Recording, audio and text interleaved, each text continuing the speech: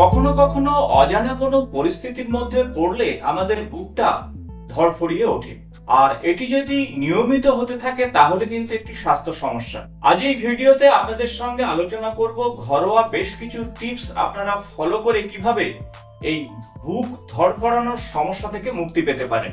নমস্কার বন্ধুরা, আমি ডক্টর সুব্রত হালদার আর আপনারা দেখছেন আপনাদের প্রিয় চ্যানেল সুব্রত হেলথ। বর্তমানে আমরা বিভিন্ন কাজের মধ্যে থাকি, আর সেই কাজের অনিশ্চয়তা যখন চলে আসে অনেক সময় বুক ধড়ফড়িয়ে ওঠে, বা অন্যান্য শারীরিক সমস্যার কারণেও কিন্তু বুক ধড়ফড় করতে পারে। যেহেতু আমাদের বুকের ঠিক নিচেই রয়েছে হৃৎপিণ্ড, আর আমরা হয়তো সবসময় সেই হৃৎপিণ্ডের দোষ দিয়ে থাকি, কিন্তু সবসময় হার্টের সমস্যার জন্য বুক ধড়ফড় করে না, অন্যান্য কারণের জন্য কিন্তু বুক ধড়ফড় করতে পারে। তাই আমরা প্রথমে জেনে নেব কোন কোন কারণে বুক ধড়ফড় করতে পারে এবং এই বুক ধড়ফড় করলে কি ধরনের ঘরোয়া টিপস আপনি ফলো করবেন, কখন আপনারা ডাক্তারবাবুর পরামর্শ নেবেন, এই সমস্ত বিষয় নিয়ে আলোচনা করব এই ভিডিওতে। তাই ভিডিওটি ইনফরমেটিভ হতে চলেছে, ভিডিওটি শেষ পর্যন্ত অবশ্যই আপনারা দেখবেন। বুক ধড়ফড় সাধারণত শারীরিক বেশ কিছু কারণে হতে পারে, আর তার মধ্যে অন্যতম হলো হরমোনাল ডিসব্যালেন্স। অর্থাৎ আপনার শরীরে যদি থাইরয়েডের কোনো ডিসব্যালেন্স থাকে তাহলে কিন্তু বুক ধড়ফড় করতে পারে, এবং অ্যাবনর্মাল হার্ট রিদম আসতে পারে আপনার হার্টের মধ্যে থাকা বিভিন্ন ভালভের কোনো সমস্যা তৈরি হলে, এবং আর্টারির মধ্যে কোনো রকম রোগ থাকলে, আর্টেরিয়াল ফিব্রিলেশনের মতন যদি কোনো শারীরিক সমস্যা থাকে, অর্থাৎ আর্টারি যদি খুব ন্যারো বা সরু হয়ে থাকে, তাহলে কিন্তু বুক ধড়ফড়ের মতন সমস্যা তৈরি হতে পারে। অনেক সময় হার্ট ফেলিওরের পরবর্তী সময়ে বা হার্ট ফেলিওরের আগে কিন্তু বুক ধড়ফড় করতে পারে।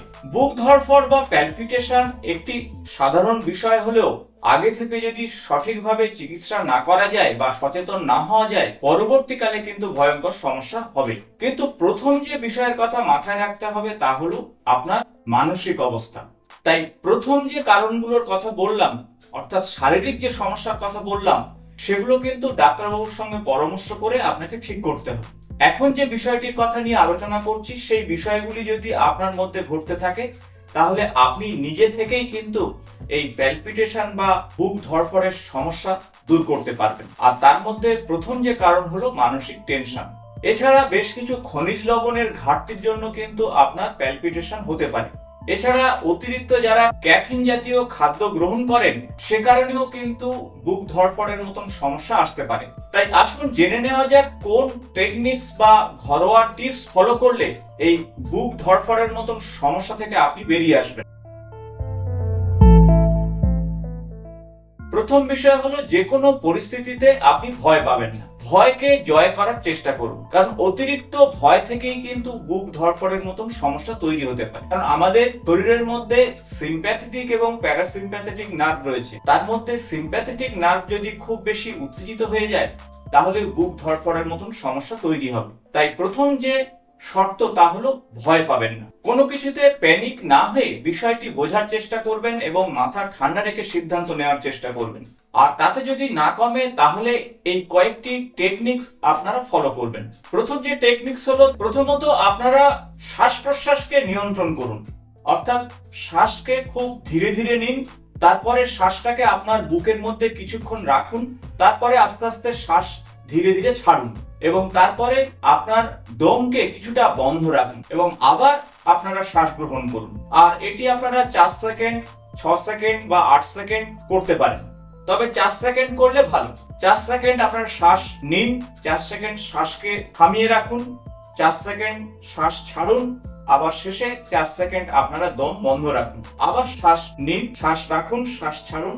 এইভাবে এটিকে 8-10 বার করতে থাকুন। তাহলে দেখবেন ধীরে ধীরে আপনি টেনশন থেকে বেরিয়ে আসছেন এবং আপনার প্যালপিটেশন কমে যাচ্ছে। তাছাড়া নিয়মিত আপনারা যোগা করুন, মেডিটেশন করুন, এবং আপনার সারাদিনের বেশ কিছু সময় আউটডোর অর্থাৎ বাইরে সময় কাটান, প্রকৃতির সঙ্গে সময় কাটান। তাহলে ধীরে ধীরে আপনার এই প্যানিক অ্যাটাক বা প্যালপিটেশনের মতন সমস্যা কিন্তু দূর হবে। যারা নিয়মিত কাজকর্মের মধ্যে রয়েছেন বা পড়াশোনার মধ্যে রয়েছেন, তারা মাঝে মাঝে একটু ব্রেক নিন।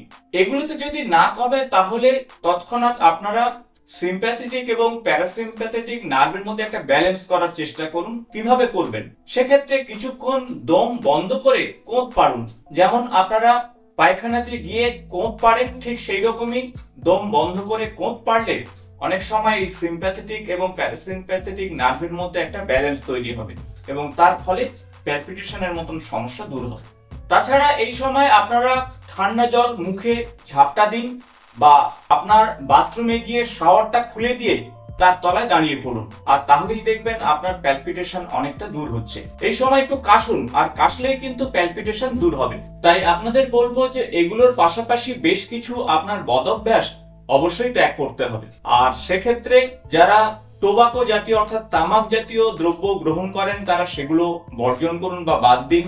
যারা ইললিগাল ড্রাগ নেন তারা ড্রাগ থেকে দূরে থাকুন। অনেক সময় কোল্ড এবং কাফের জন্য কিছু মেডিসিন আপনারা গ্রহণ করেন, আর অনেক সময় এই মেডিসিনের জন্য কিন্তু প্যালপিটেশন হতে পারে যদি নিয়মিত সেই ধরনের মেডিসিন খান।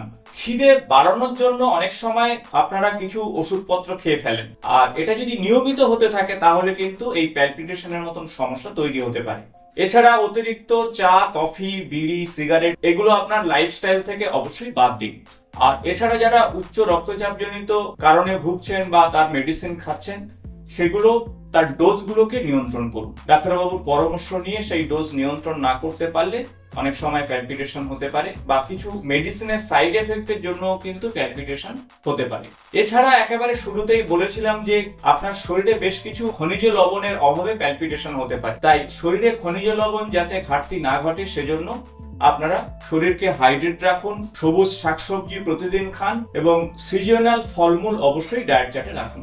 আর এইভাবে যদি একটি সুন্দর লাইফস্টাইল গড়ে তুলতে পারেন তাহলে আপনার শরীরের যে প্যালপিটেশনের মতন সমস্যা অতি সহজেই দূর হবে।